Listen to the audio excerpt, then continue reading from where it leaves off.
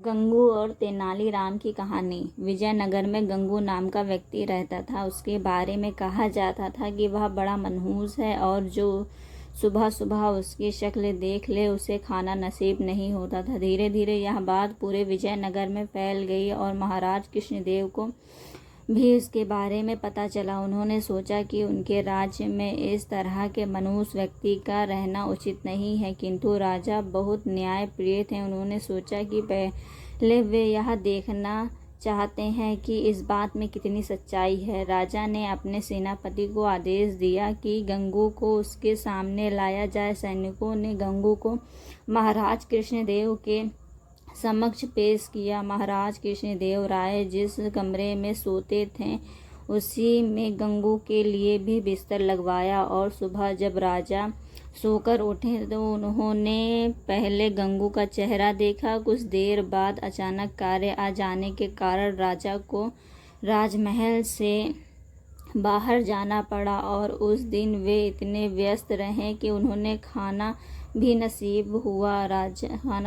नहीं हुआ। राजा कृष्णदेव राय को यकीन हो गया कि यह सब गंगू का चेहरा देखने के कारण हुआ है। राजा ने सोचा, अब इस व्यक्ति के कारण मुझे भोजन नसीब नहीं हुआ तो शहर के दूसरे लोगों के साथ क्या होता होगा। गुस्से में राजा कृष्णदेव राय ने गंगू को फांसी पर लटकाने का आदेश दिया।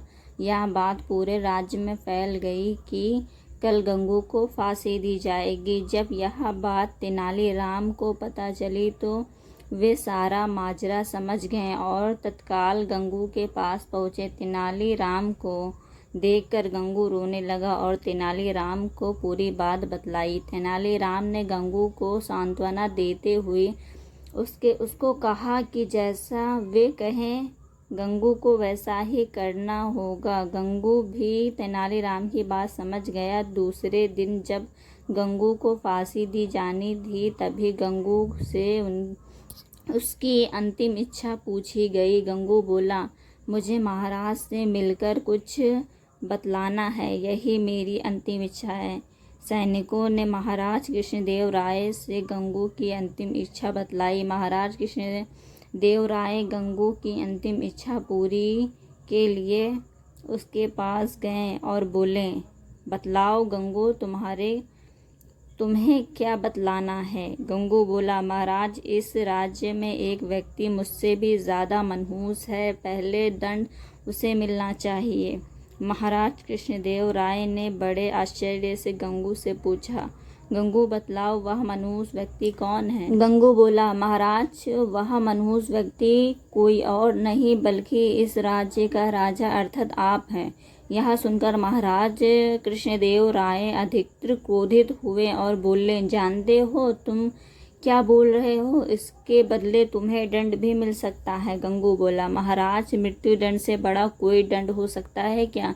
यह तो आप मुझे दे ही चुके हैं। कृपया आप मेरी विनती सुन लें, इसके बाद आप जो भी दंड देंगे वह मुझे स्वीकार होगा।